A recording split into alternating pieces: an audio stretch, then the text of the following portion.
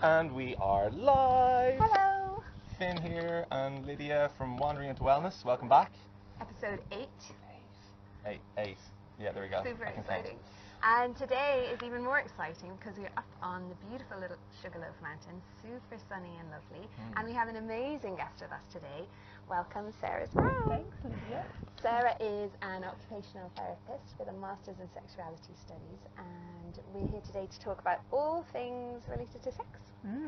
Sex and families Sex and kids. and families and kids. And growing up with it. Yeah, all the stuff, the areas of sex really that people usually aren't that comfortable talking about, and even if you hear that idea, sex and kids, people are like, ooh, immediately stiffen. Absolutely. I can't do it. Nobody has a right Absolutely. answer, or No, he they feels don't. like they have a right answer. So it's so nice to have someone here that we can talk to, and those questions. I'm a mum. I have a 3.5-year-old boy, and he's really inquisitive. And in our family, we just have a blanket policy of honesty.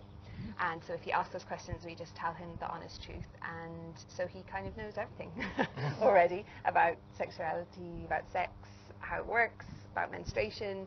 And I guess as a parent, you're constantly coming up with, my child knows all this stuff and I'm comfortable with that, but how is this going to work now he's in Montessori? Yeah. How are other parents going to feel when he's there talking about vaginas and penises and sperm? What is going to happen? Yeah. Conflict. Yeah. Namely. So I guess, you know, that's a question that I'd really be interested in knowing your opinion on. You have kids. Yeah. I imagine you were kind of similar to me in that you were honest, and then how did that work out? Yeah, I've got a story about that. I won't tell you that right now, but what I would say first of all is just going back to that, when I said, yeah, sex and families and kids, even when I said that, I went, oh, is that, people are going to take that in different ways, because I think in our culture, most of the conversations that happen around sex and kids is about sexual abuse, child sexual abuse. And so it's not just that we have an absence of talking about healthy sexual development in children, we have the opposite, which is a very large conversation about child sexual abuse, which is important to have because that exists and there needs to be services and awareness about that. But the difficulty is that it uses up all the resources around sexuality in kids. Out of the whole argument, or out of the whole debate. So that's why conversations like this, the more we can have them about how to talk about sexuality in a positive and healthy way with our young kids, can go some way to address that balance. So you're right, it's countercultural, isn't it? Because when the culture says, no, we don't talk about these things with young kids, and you do, there is going to be some pushback. There will be, and some conflict. So I tell this story. So my daughter was 8. And we were walking home from school, and we live in Rathmines, so it's a gritty, urban, awesome place. But this particular day, she was walking home with her little friend, and there was a used condom on the footpath as we were walking home from school. Now, I'm a sexuality educator. I wasn't then, but at that point, I was still talking a lot about sex and relationships with our kids, and our contraceptive method of choice at that time was to use condoms. So our kids knew what a condom was, they knew what it was used for. So my daughter is walking home with her little friend, the same age, and as they go past this used condom on the footpath, she says, oh, yuck. And her friend says, why, what's yuck? And she goes, Alice says, there's a used condom on the ground, that's gross. And her little friend says, what's a condom? And Alice, forget the used bit. Yeah. It's a balloon, right? Oh, no. And Alice says, it's something to stop the sperm getting to the egg. That's how we were talking about it at that stage. And her little friend goes, all right. Now that would have been fine, except that the mum of that little girl was walking a little bit ahead and heard that conversation, which I thought was fine, but she sounds like a great sex educator. Like brilliant. And what happened actually the following day was that mum came in to talk to John and myself and just said, look, I didn't want my kid learning that stuff at this point. That's not okay. You're talking to your kids about too much stuff. They shouldn't be talking to other kids about it. So she was calling into question now our parenting choices, and fair enough, because they weren't her parenting choices, and she didn't have sort of the understanding about why it was important to talk early and often. And to be fair, we hadn't had this conversation about what do you do when what you choose to parent around sex and relationships with your kids is different, completely different to the outside And it world. leaks out into other people's parenting choices and affects how their parenting choices are going to go. Yeah, and I suppose that's for everything. Like, I'm even thinking about food. Absolutely. There are a lot of people who have particular food choices around how they feed their kids. Absolutely. And so, and I'm afraid, like, I'll put my hand up, I'm really good at talking about sex and relationships and consent with my kids. Their vegetable intake is, so you can't do everything, right? So that's my sweet spot. But again, so when people who are really good with their food bring their kids over to our house and we're less good, it's complex for those parents, and it's this constant sort of butting up again with different philosophies and different ideas, and that's part of living in the world. How do we muck in? I think it's really hard as well to just, it's part of something that I really struggle with and that I'm trying to work on at the moment, is being able to just say my needs and make my needs be met for me. I'm good about doing that for my son or for people that I love, but for me I kind of go, oh no, it's fine, oh I don't need that thing. And once you become a parent, you're kind of, you choose your parenting philosophy, or it appears through trial and error, and then you have to kind of get strong at going like, okay, I'm taking my child to this birthday party, we don't eat a lot of sugar in our household, there's other things that we have allergies with, and I have to be strong about sitting in front of other parents and going, I'm not going to let him eat Haribo, and I'm going to talk to him about why he can't eat it in front of your kids who are eating that Haribo, and I just have to do that, and I have to be okay with that because that's my choice. And it's that, and then it's the sexual thing, it's everything. You're constantly being met with these things where you have to stand up and go, this is my choice and I'm okay with my choice, even if it makes you feel uncomfortable.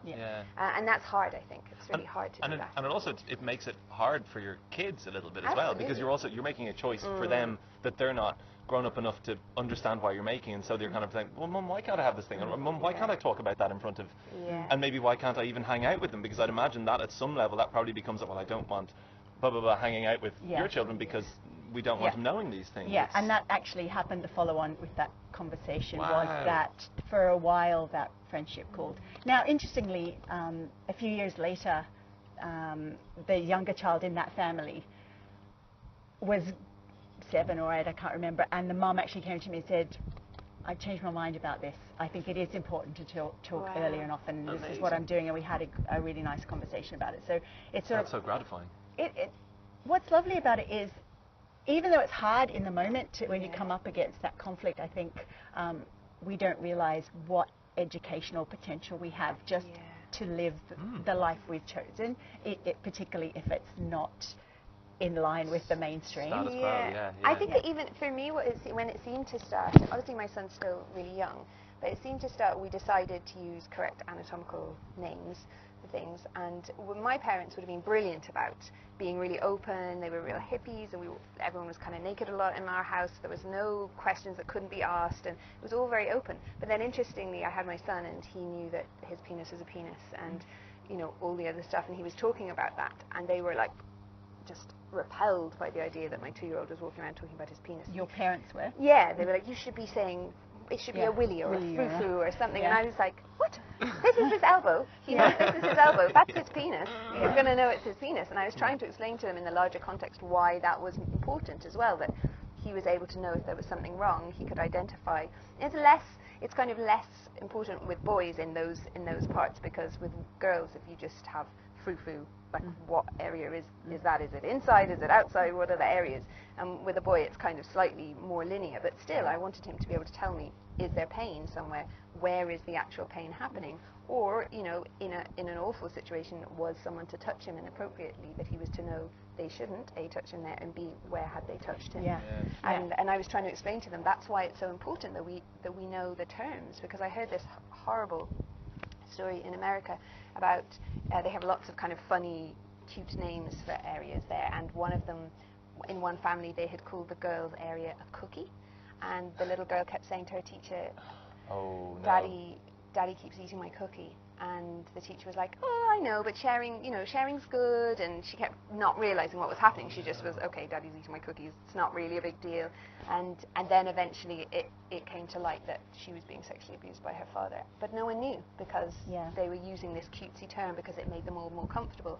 And that's obviously an extreme version, but really that's why this needs to happen. From my point of view, that's why it's so important. Yeah, absolutely. I mean, there is a myth out there that that if we talk about sex and relationships and consent with our kids, that somehow damages them in some way. But the reality of it is it provides protection, not just in what you're saying, like if something is happening, they have the language to describe it, but it's also a preventative thing, because kids who use the correct names for their body parts don't come across as victim material. Like they're sort of like, oh, this kid has a bit of cop on now, there's people watching out for them, and they tend to be left alone. Interesting. I hadn't thought of it that way. Security thing. So while, and I don't know if your audience is mainly Irish, but I think it's important to understand that while we have this idea that it's scary and somehow wrong to talk about sex with young kids and to use the correct names. And by the way, when I say sex, I'm not talking about intercourse and I'm sort of going the whole thing. I'm talking about, people love each other, and these are our different parts, and our bodies can feel nice. All that sort of thing it feels dangerous because of our conditioning, but it's not dangerous. Actually, the opposite. Yeah. So is there?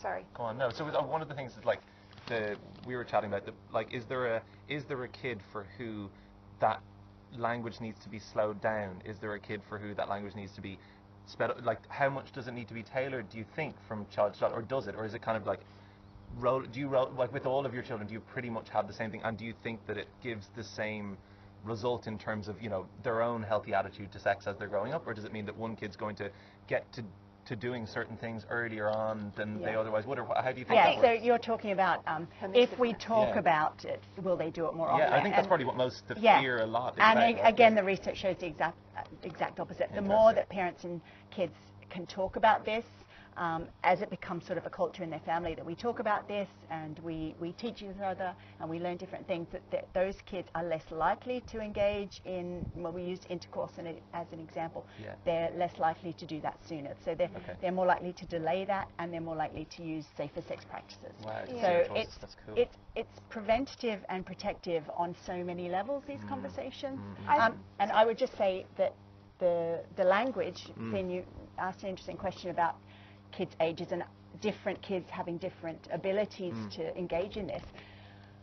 From when a child is born, a parent can start practicing using correct anatomical names. So when a nappy's changing, I'm just wiping your vulva, or I'm cleaning your penis, or whatever it is. And while the kid may not understand what's going on, for the parent, that is the perfect opportunity to start practicing using those words for ourselves. So it's almost not so much the kid as the parent. Now, I would say there are children with particular learning needs or with physical disability, and so it's slightly different, but at the same time, as long as the premise is that sex is not dangerous in itself. What is dangerous is ignorance and an inability to communicate and talk about it, which provides a protective focus. So I've talked to mums who have children that are non-verbal, and they would be 10, 11 and 12, and the children don't speak. So there is complexity, but there is still opportunity to talk about bodies and create a culture of openness and care. And lack of shame. Yes. And that's such a big one here in Ireland, isn't it, really? There's been such a massive culture of shame around sexuality. And I was brought up in England and then in Asia and various different places, and then I moved here when I was about 21, and I obviously came from a background that was more open, but it really amazed me when I came here first that people... Pretty much night and day. It was very different. I was so open about talking about that stuff, and just, there wasn't shame. There was never shame in my family around anything to do with sexuality or... I just felt empowered about it, and it was this thing that could be enjoyed, and and I knew all the repercussions, and I knew all the ins and outs of it, and I felt empowered about talking about it. It's funny though, as your mum's grown older, she's become more conservative with her. Right. Isn't that interesting? I mean, we supposedly do get more conservative as we age. Yeah, it's interesting, isn't it? Yeah. But I think it's also very hard to live in a culture, because I've discovered this for myself. So I moved here when I was 29, and I've been here 17 years, and so growing up in Australia, I had some time in Nigeria as well for 7 years. So there was sort of like, I've got this multicultural thing going on. Yeah. And I was open. I've become a sex educator. I wasn't then, but there was still, I remember this moment in time where I was with a partner, a fairly new partner. I'd only been with him about a month. And I had in my suitcase some fishnet stockings, because that was something I liked. Yeah. I enjoyed wearing fishnets. And we were there, and I said, look what I bought. And he sort of went, we don't need those. And the shame, it was so bizarre. And I was robust, but in those moments where we're very sort of vulnerable because we're showing who we are, it's very easy to get knocked back. And I mean, that story is a long time ago, but it's crystal clear in my mind. And I often think back to it going, damn it, in that moment, if I could have just said, well, I'd actually do what, you know? So I suppose what that illustrates. It's not just an Irish problem, that lack of assertiveness. No, and particularly not in terms of asserting for our own sexual interests and our own sexual needs. That is a lifelong journey. I mean, absolutely, because our bodies are going to be changing all the time. Our interests change. We get sick. We get injured, and so what we need sexually for ourselves is going to be different. And how is it possible to accept that, first of all, that things are changing, and even from one day to the next? And then the next sort of trick is then how are we able to communicate that? And and I think it's okay that it's actually a little bit complex, because that's the human existence, that we learn as we go along. And I would say that too in parenting, that this conversation, for maybe there are people out there watching this and they have not ever used a correct anatomical body name, and that's absolutely okay. That is not your fault. There is no shame in that. That is just where you are.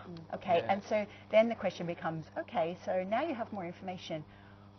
Could it be possible to do something different? And if it is possible, what is the smallest, easiest possible step that you can take to change things? Yeah, and I think that's so important, because it's something that I'm often talking about in my classes is micro actions for macro change. And I just think it's exactly that. Often when we want to make change in our life, we think about that end point, and it seems so overwhelming that you just go, okay, I can't do it. I'm not going to do it because it's too much. Whereas if you just set like achievable little tiny steps, like I'm just going to use one term that's anatomically correct, and I'm going to practice that for a while. We can all do that. And then when it sits more comfortably with us, then we can go on to those larger, more complicated. It always does, doesn't it? Because your mind just, it kind of unlocks a little door where you're like, okay, well, kind of this is okay, and then suddenly things, it's the same way with everything, with food, with exercise. It's the little baby steps that are really important. I have a question that I really don't want to forget, because I've been thinking about it for a while. I have a son, I don't have a daughter. Who knows if that's even going to ever happen. I don't know, that's another conversation. But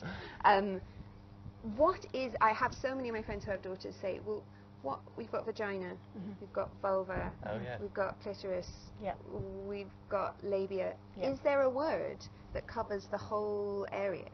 Vulva covers the whole external area. Okay. So oftentimes people, if they're comfortable, will say, that's your vulva, and inside you have a vagina. Okay. It was interesting, a few years ago I sort of read something that was saying, look, when we use the word vagina, what we're sort of talking about is a very functional piece of anatomy, and there's no, well, 70% of women don't orgasm vaginally, you know, so when we just concentrate on the vagina as the name, it sort of limits young girls' ability to comprehend that sex is pleasurable. Now, and for guys to relate with what they should maybe be looking at. It kind of goes straight to the end goal. So it's just a consistent issue. Exactly. So I think using the word vulva is a great, it's better, but even to point out that girls have a vulva and a clitoris, and to start using the word clitoris very early. My sister has a gorgeous, almost 3-year-old, and she is already using the word clitoris, and she do it in that little toddler speak. It's so cute, and she doesn't say it quite right, but it's really cute. Now, one thing I would say actually is, and my own life is an example of this, that when we start using words or have conversations about how babies are made, that just one conversation is not going to be enough. So when I was 6, my mum was pregnant with my second brother, and she remembers me asking, so how did the baby get in there? And my mum's a nurse, and she's pretty straightforward, and she said all the things and answered all the questions. Oh, right, okay, we understood, that was good, that was good, that was good. So that was when I was 6, and Tim was born, and that was perfect. 3 years later, I remember talking to my friend, I was 9, and I had forgotten how babies were made, because it wasn't an ongoing conversation. So I was there with my friend. We were under this big avocado tree that's in a town in Nigeria, and the avocados were prolific. And we're looking up at the sky and talking about different things. And my friend says, "So, do you know how babies are made?" And I go, "Yeah, I think so." And she describes what it is, and I go, "Oh, I didn't think it was that. I thought the seeds flew through the air, right? Flew through the air." I'd sort of made this Wild idea. sexual education. Yeah. And my friend laughed. She said, "What, like avocado seeds?" And it was just this funny moment where we're imagining big avocado seeds. But the point is that one conversation is not enough. Yeah. And these need to be ongoing things. So, and it's really, unfortunately, it's a parent's responsibility, because kids are not going to necessarily ask questions all the time, because either the time isn't right, or they don't feel like the environment is conducive to asking questions, or someone has already told them something that is inaccurate, and so they don't feel like there is a question that needs asking. Yeah. So what do you do? Say, like, okay, switch off Peppa Pig for a moment, and we're just going to have a chat about this. I'm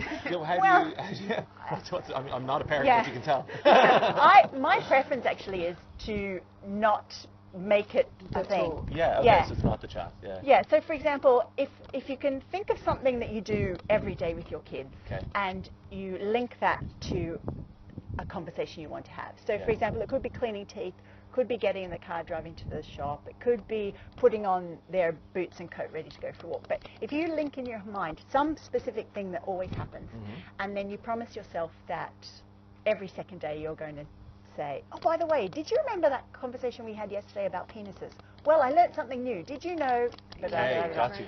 And it's just... and it normalizes it by just bringing it into everyday activities, rather than like, and now we are sitting down to have the big shameful talk that everyone dreads and around the table. And it just has to be like part of life, right? That it's not this thing that's separate from life, that there is sex, and then there is us. Other bits, exactly, it's like, the rest, it is all. Yeah. And what I love too is this idea that the adult is not the know-all person. It's really important to demonstrate that you're learning as you go. Like you know stuff, but demonstrating that we're all...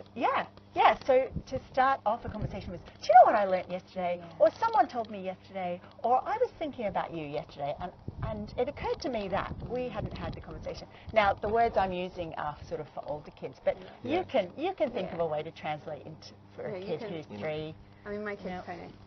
He's unusual, I think. Be fairly easy to get him. Absolutely, he like, would. So he knew he had kind of asked me. He's always coming to the toilet, and I would have my period, and he would see the blood, and he would ask me, "What is that?" And so now he knows. He asked me, and he's got a fairly good handle on menstruation and why it happens and all of that. And he'll be like, "Do you need your pad, Mom?" Or "Do you need your this?" And so he knows that. And then that kind of led on to naturally like, how is babies made, and asking those questions. And he kind of knew basic functionality of it, but he hadn't obviously thought through the detail of how does the sperm actually get inside. It was just sperm goes to meet the egg. But and then we were lying in bed the other day, and he was like, Mum, there's a hard bit in my testicle." And I thought, well, I'm pretty sure he just means like that's his testicle, but maybe there is a lump, like I have to know. So he's like, feel it. I was like, okay. So I felt it. I was like, no, that's just your testicle, but why is it hard, and what's in there? And I was like, well, that's where the sperms are kept. And he was like, and I could just see this look on his face. So he was like, "The sperms are kept in the testicles," and he was like, "and the sperm has to get to the egg." And then he was like, "How did the sperms get to the egg?" And I was, okay, we're having this conversation at 5 o'clock in the morning. Okay, so the sperms come from the testicles out through the penis, and then they go to the egg. The penis. So, but where does the penis go? The penis. Daddy puts the penis into Mummy's vagina, and then the sperm comes out and it goes to meet the egg. The penis goes into the vagina. Revolutionary. Wait, and like his little mind was just like tick tick tick tick tick. And then he was like, okay, the penis goes into the vagina. The sperm swims up to meet the egg. It meets the egg. A tiny baby starts growing in the belly. The belly gets bigger and bigger, and then eventually, pop! Out comes the baby. It's born. And like basically, that's it. That's it. I got enough. Yeah. Well done. But so like 3.5.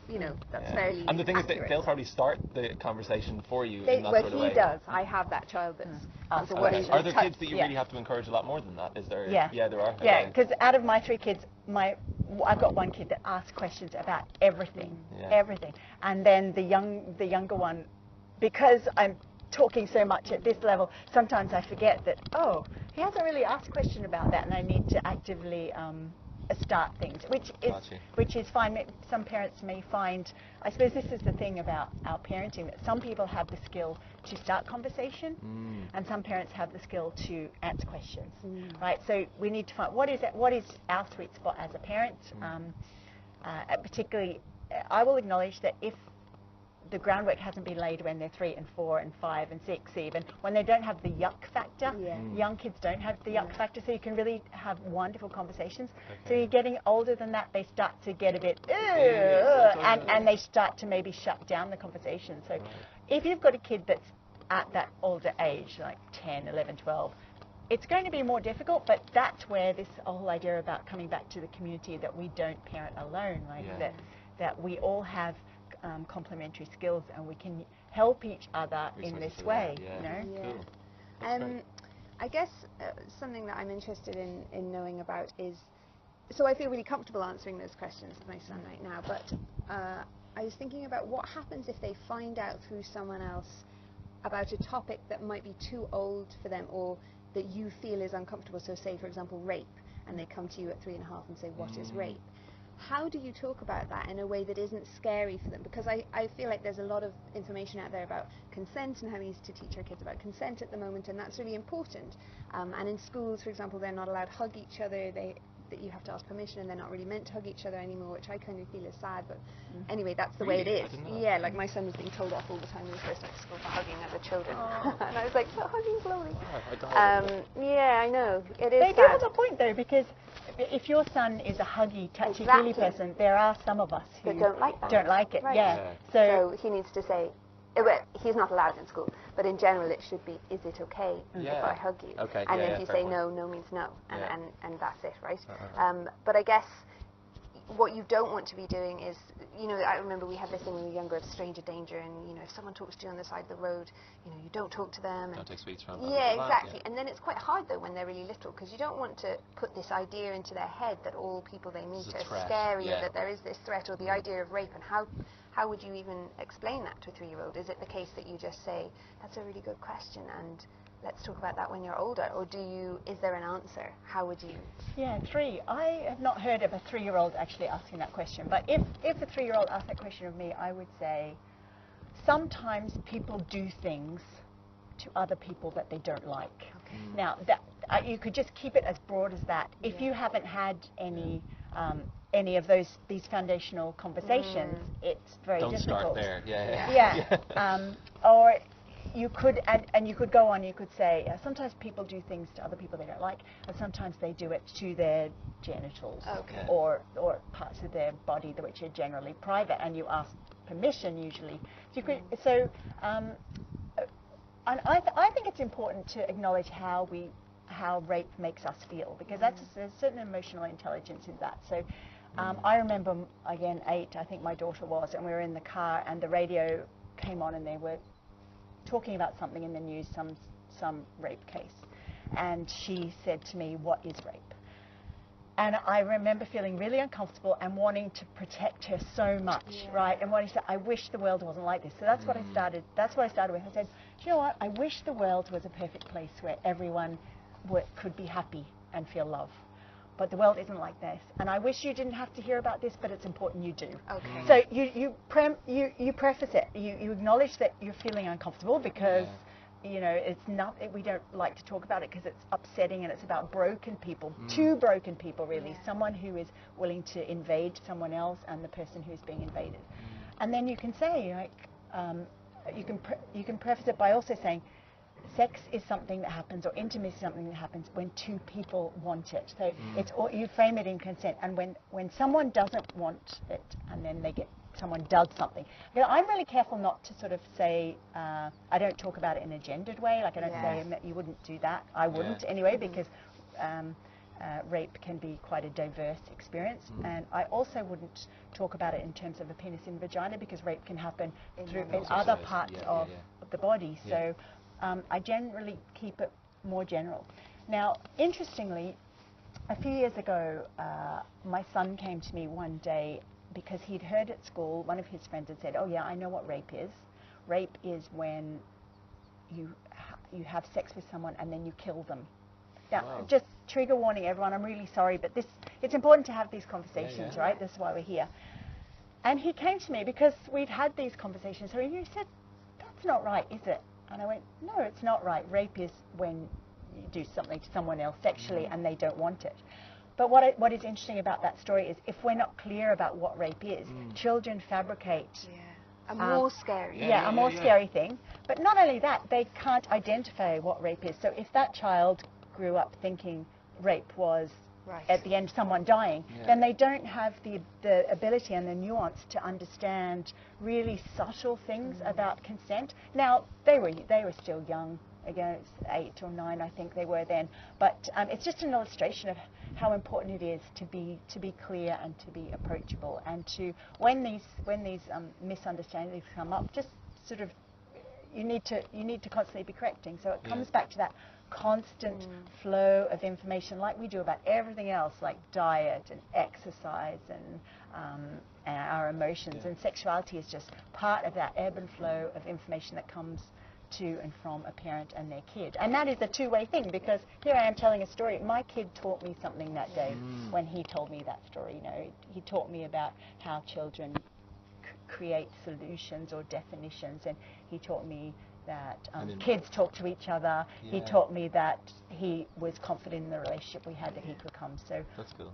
And that's what you really want. I mean, as a parent, for me, such an important thing for me is to feel that my child can come to me and ask me any question, and that there's not going to be he's not going to be shamed, he's not going to be shut down, he's not going to be made to feel like that question's an inappropriate question. That there's that open dialogue between us, and that he's never going to get in trouble if he just tells me what he's thinking right there and tells me the truth. So it sounds so simple, doesn't it? Doesn't it? Yeah. The reality is so much harder than that. And in fact, for people whose children are older, the work is harder in that case, because start early, and it's okay if you didn't start early. There's always time. Whenever you start is a good time, because if you start today and in 2 years' time you're going to look back and go, thank God I started that day and I didn't leave it till now, because I've got 2 years of quality attempts at creating an environment where we can talk about sex. So it's one thing I would say is, it's gone out of my head. I was going to ask, actually, particular resources. I'd love to be able to give people like some things that they can kind of attach to, books or people who are online, or particular ways that, like, for parents who have maybe tiny kids, like toddlers or infants, and maybe where it's been more difficult in that situation, like what is there a good resource people can go to try and give their 11, 12-year-old, whatever, some sort of grounding, some sort of solid grounding, so that they know when they're going out into the world they'll be in a safer place. So you're asking for accurate information, because there's a lot of information out there, and particularly if your kids are online now and they have access to so much good information and so much really shocking, really bad information. There is a set of books by Roby Harris. If you Google Roby's, R-O-B-I-E, Harris, there's 3 books for different age groups. They're sort of cartoony type things, and the information is really, really solid. One thing I would say is that no resource is going to be absolutely perfect. And just like we accept imperfection in ourselves, we need to accept that there aren't perfect resources out there. So when you get a book and you are reading it with your kid, or you're giving your kid to read, we need to start fostering sort of critical media consumption. So if you see something that you don't quite agree with, you're not sure, you might just point out to your kid, they're using that word. I don't think that word is the best word, and you could use a different word. Or if a book is heteronormative, so it's always showing families with a mum and a dad, you can say, there are other families, don't you? And you can talk about that. So those 3 books are really good. Younger than that, the HSC put out a resource just this week, actually, called Tom's Power Flower. It's a really thin little book, and it's a simple way to talk about how babies are made. That is really basic, and it's Irish, so that's sort of nice. Again, it's a mum and a dad. Okay. And I was going to ask how Irish is it? Like in an unfortunate way. But it's you have to start somewhere, and I would absolutely be about where those of us who live in Ireland, we approach the world in a particular way for a reason. You know, that's we're not the Netherlands and we're not Denmark, and so how is it possible to accept where we've come from and the resources we have, and layer a conversation on top of that, which is about acceptance but also moving forward? Yeah. You know? Yeah, because that's one of the biggest problems, I think, from a race point of view, in so many things, is that forgiveness and acceptance of a cultural norm, not a cultural norm, but where it's come from, and just kind of like, okay, this is part of us, how can we move on from here, as opposed to kind of like, we want to be like those guys, or these guys over there, you know? Yeah. It's just acceptance, isn't it? Yeah, Coming down for to sure. acceptance. Yeah. So, gender stereotyping is something that I wanted to talk about, because I guess I grew up in this open way, and it just sort of wasn't really a part of my childhood. My parents had friends of all different types, and I was exposed to lots of different types of relationships, and just wasn't something that I identified as separate. And then I had my son, and just really soon people started saying, he's a real boy's boy, isn't he? And oh yeah, he's a real man, and you're not going to have to worry about him growing up to be gay. And I was like, what is this?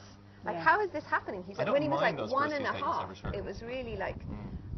And the people saying to me, when you grow up, you're going to get married to a girl, and then you're going to have these babies. And I was like, oh, I don't know whether I like, this is making me uncomfortable. Why do we have to like tell him what he's going to, why can't we just let him know that these are the options, and then talk about them all in this really open way? But I think there's still this idea that from some people, that if you start feeding them with ideas, they're going to somehow become gay, and that's going to be this terrible outcome that's going to happen.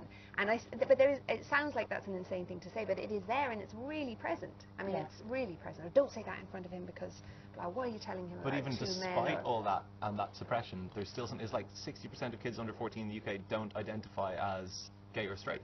Really? They're under 16, or of the age of 14 or something like that. There's an amazing statistic I just read like a couple of months ago. So it's like that gender fluidity is happening. It's happening, irrespective of what repression is being. But I guess as a parent, what do you do in those situations? Like if someone says that to your child, in front of your child, or to you, I find it hard to make a balance between not making it an issue by like this is a big deal, and also just naturally making it more fluid like that. Yeah, well, that comes down to personal comfort level, doesn't it? Because I'm at the point now where in my parenting I would say something. So we were in a coffee shop a few months ago, and the barista commented on my appearance and says something like, oh, women like to dress up nicely, or something like that. And my son was there, and I said to the barista, I laughed, and I said, yeah, and in our family, the men like to dress up really nicely too. We all care about our appearance. And the barista said, oh yeah, of course, you're right. And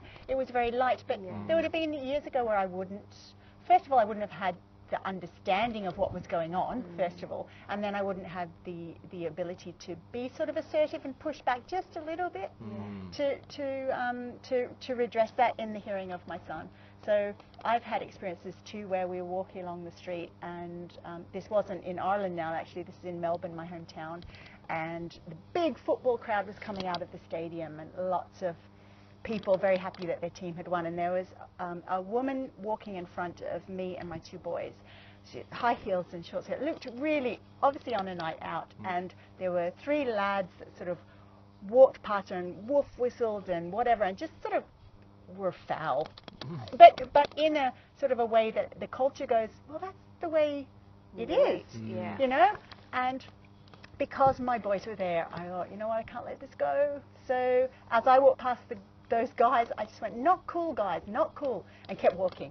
Now, I don't know if that made any difference to them, but for me, it was important that I was, that I'm demonstrating this calling out culture. Now, we would be really clear in our family, if you don't feel safe, you don't do anything like that, you know, like it's really important to stay safe, but isn't it great to try and make the world a better place? So back to the question, I think humor is a good way to deal with it. So in that instance, I would say, oh, or he might grow up to marry a man or whatever, and just have a little laugh, depending on, but again, you have to prioritize. Challenge it with humor, prioritize the relationship you have with the person and the relationship with your son. You should in the moment, and not to beat yourself up when that happens in the moment. You don't go home, well, ideally you don't go home and say, damn it, I could have done that so much better. It's like, okay, softly. what if that happened again? What would I like to happen? Yeah. And this is where good friendship comes in, because you get to role play then. Yeah, Go, yeah. Finn, this happened. Can I just practice on you? Will you just say this thing, and I'm gonna have a go at saying something different to what I said. You know? It's the best way to do it, isn't it? Because often, like, we're caught in those moments. There's just too many moving parts to really. Yeah. We're not that good as human beings to be able to constantly be on a level to go like, actually, I know how to Yeah. address it. The No. humor and good grace. It's not possible. And it also depends what your personal history is with conflict. Yeah. And like, how do Yes. you meet conflict in a Yeah. moment? Some people, they go towards conflict. Some people, they show. Like, my natural thing in a conflict situation is to just go, "Ugh." Yeah. And I'm really working on that, really Yeah. trying to go, okay, actually, and even tiny things of picking my son up from school and being told, you know, oh, he hit this kid today, or he did this, and me just, oh, right, I'm really sorry. And then going home and go, why did I not advocate for him? Why did I not use that as an opportunity to go, well, can you tell me a bit more about that? Or, I'm actually comfortable with you talking in front of him about that. Could we talk about this another time? And that's been a real learning process for me, because I know it's an issue for me to deal with conflict. And in the moment, retrospectively, I'm able to really, really be great. Yeah. I'm able to like come up with the best answer. Yeah, Unfortunately, that's not so Good old good. hindsight, So yeah, it's nice to kind of have that thing, that awareness of not beating yourself up in that moment and going, okay, this actually just gives me a chance that the next time I can do it a little bit better, and then move on from that. And I think that what you're describing so beautifully, this idea of how the learning as a parent that we gain through our kids and their interactions with the world, like there's so much rich chance to develop ourselves and the things that we perceive as weaknesses, and we can develop them into strengths. Yeah, it's just a beautiful story, actually. Yeah.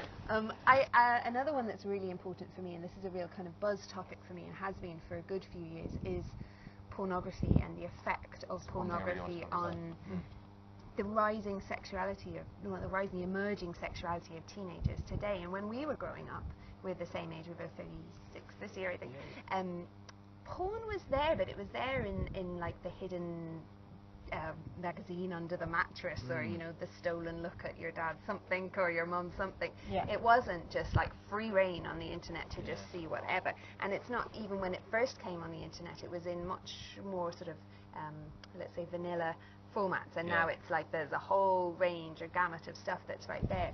And what I'm hearing a lot from people who have teenagers, or from when I've done little forays into talking to teenagers in schools about healthy body awareness and what's happening, is that I remember my first sexual experiences, the feeling that I came away with was, did I like that? Did I enjoy that? Do I want to do that again? And now what they seem to be coming away with was, do I look okay? Did it look okay? Maybe did it taste okay? Did they think I performed okay? And it's taking it away from, do I actually like this? Like, does this feel nice for me? Which is kind of what, for me, that sexual time is about, is like, do I enjoy this? Do I want to do this again? Would I like it to be done harder or softer? All those things that you're learning, that's the learning process.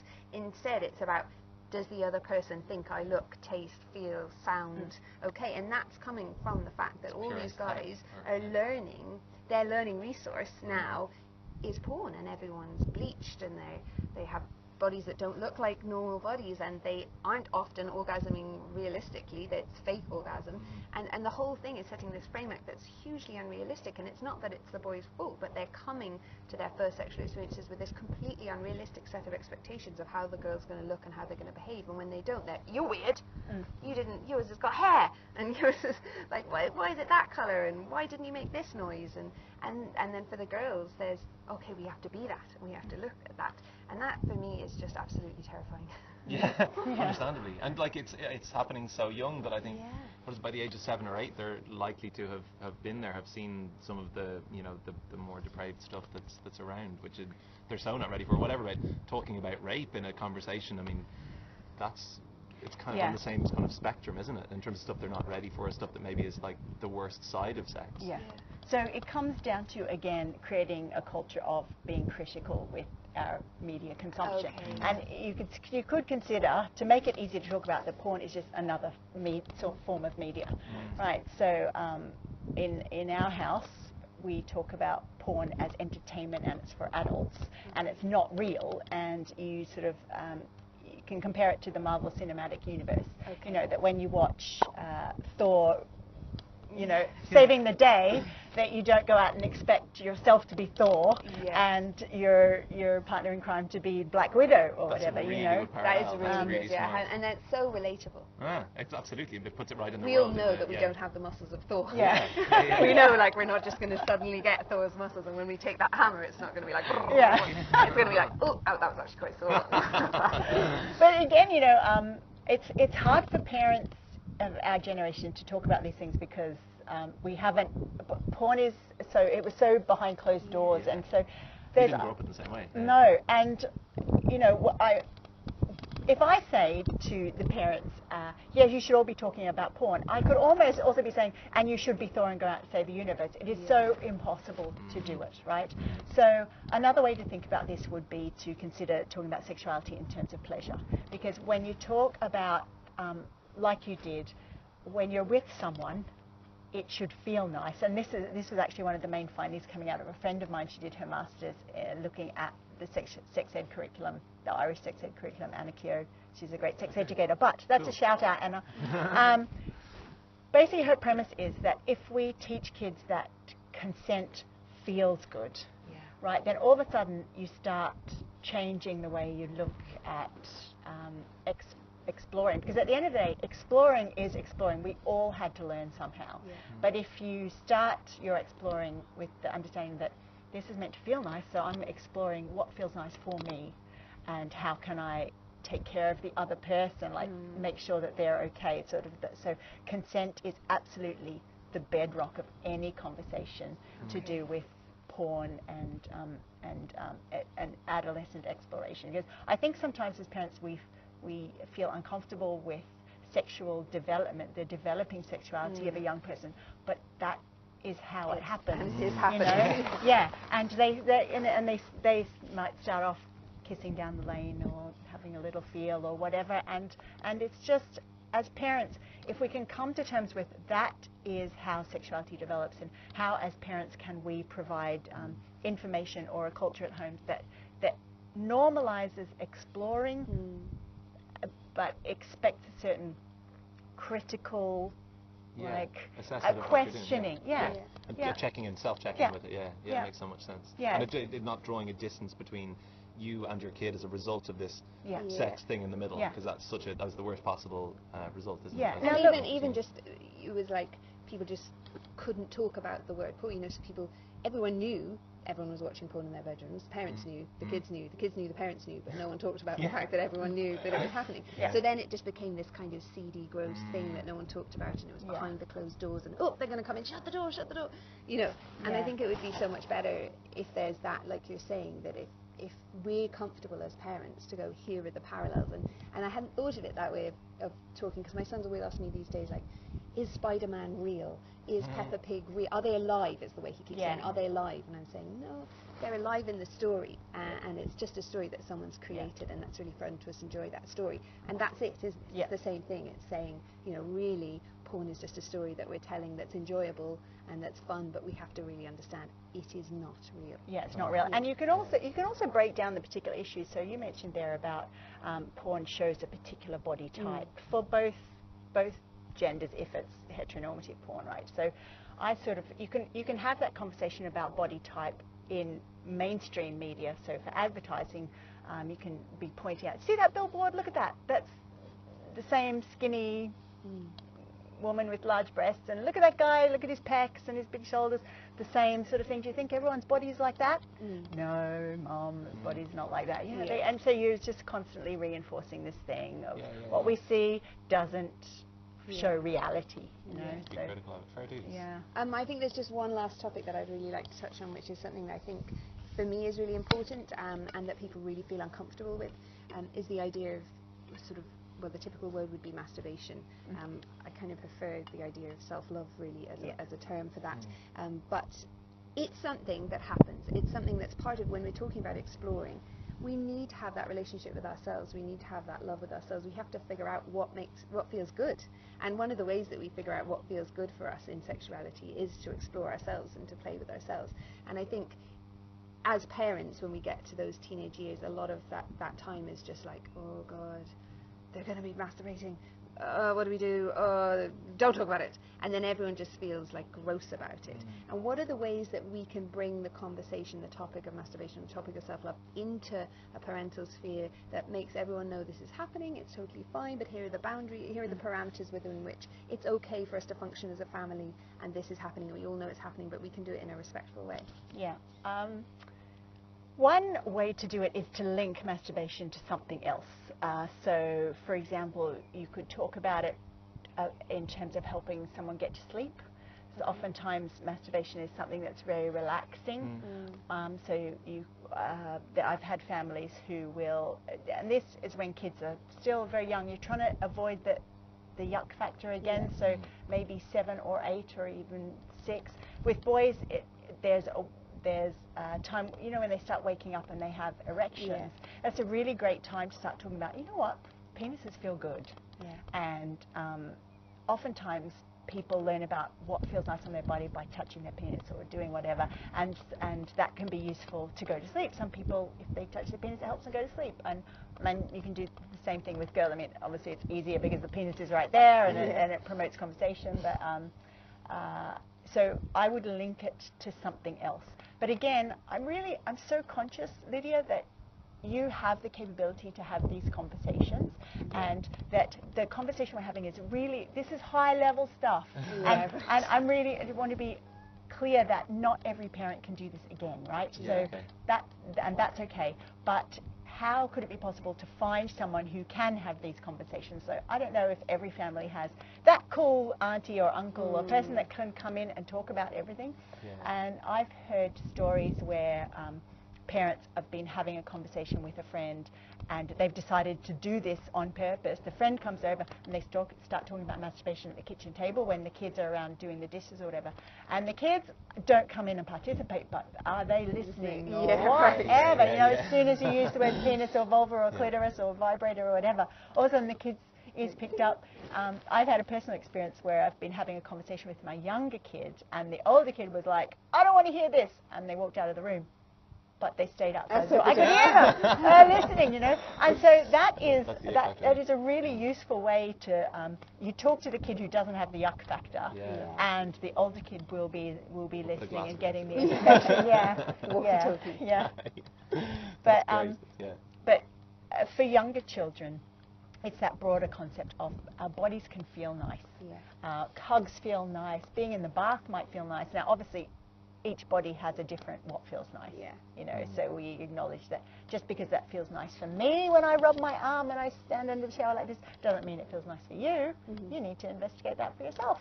Do you think we need to put boundaries on the areas in which it can happen, or like, it's okay if this happens? Yeah, well, like, is it okay if that's something that you can do in the bathroom or in your bedroom, or is that something that is making it all? Is it all together like kind of putting it behind closed doors? Yeah, exactly. What are we doing with it? Yeah. Well, each family is going to have a different what's okay. So your family had a particular what's okay, my family did, Finn's, and that's all going to be different. So, but as the child gets older, it is important to say privacy is best, because you go back to consent. Do I want to see you masturbating in the lounge room? I don't really. And so how are we going to look after you, and how are we going to look after me? Okay. Could you introduce the fact that maybe as an adult you have an ick factor too? Yeah, absolutely. we all have an ick. And actually that's something really interesting when we're talking about consent, that we are mirroring caring for ourselves, because we're showing a young person what it looks like for someone to care for themselves in a way that they will ask for what they need, like you were saying before, or they will say, this is not okay for me, we need to talk about it. You know, so yeah. I get it. That's cool. Debbie, we better wrap it up. It's been fascinating. So really what fascinating. I wanted to say was, if people listening are really interested in talking about this more, if they have questions, if they feel like they're looking for resources, if they want someone to help them or guide them through this journey, how can they get in touch with you? What are the best ways to get that to happen? So I have a website, thetalk.ie. It's my Irish website, and at the moment when you go there, you will see that it's a membership site, but it's currently closed because we're designing all the great things. Okay. What I'm doing for the future is to create a community for parents to be able to talk, to have conversations like this. See, there's 3 of us. Yeah. Not everyone has the luxury of being able to do this. So I'm creating an online community to allow us all to have a safe space as parents where we can learn more stuff and talk to other parents and find out what everyone else is doing and the complexities and the difficulties and the wins, right? So that's the talk.ie. You can leave your email address there. If you have a specific question, you can email, Google Sarah Sproule or the talk.ie and get an email to me some way, and I'm happy to answer specific questions, but that membership will hopefully be rolling out in the second half of this year. I'm really excited about it because you see, as we keep talking about things, we keep having to acknowledge everybody's situation is different and everyone's starting point is different, It's and not a blanket we thing. all need resources to do this thing. And really for us, this podcast was like, let's set a starting point, let's get people talking, let's show that these are issues that we can talk about, and then okay, we can talk about this, and then other people can just start to maybe ruminate on it. No matter where they are in their journey, they can have the opportunity to. And the nice thing with the podcast, it kind of, hopefully people have a chance to kind of do it on their own. Maybe their partner, they're not that away, or they go, oh, I listened to this podcast. Have a go yourself. And it's a nice, hopefully. And for us, what's so nice is that because we're interviewing people that are in Ireland, it's not like, oh, you've heard this and wow, this is this great guest.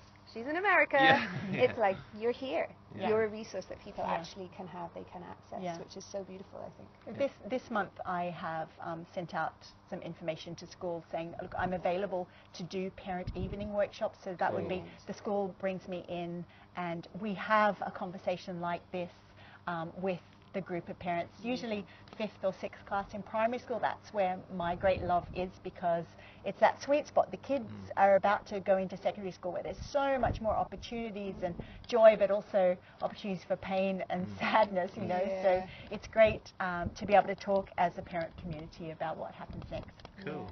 Super important. Thank you Thank so you much Thanks for having me. Okay. Thank you for wandering up this beautiful mountain with us. That was a great day. Beautiful day. Best idea ever. Thank you so much. Thank you. Cool. Thanks again. If you enjoyed this podcast, please like and subscribe, Please. comment below if you have any questions about this or anything that was said, or if you have feelings about anything that was said today. We'd love to hear from you. And don't forget, there'll be a goodie bag giveaway at the end of each one from hopefully the next podcast onwards, and we'll start to kind of roll out. And as you guys do more commenting and more likes, obviously there'll be more goodies. Yay. So, Thanks. Bye-bye. Thanks, Sarah. Bye.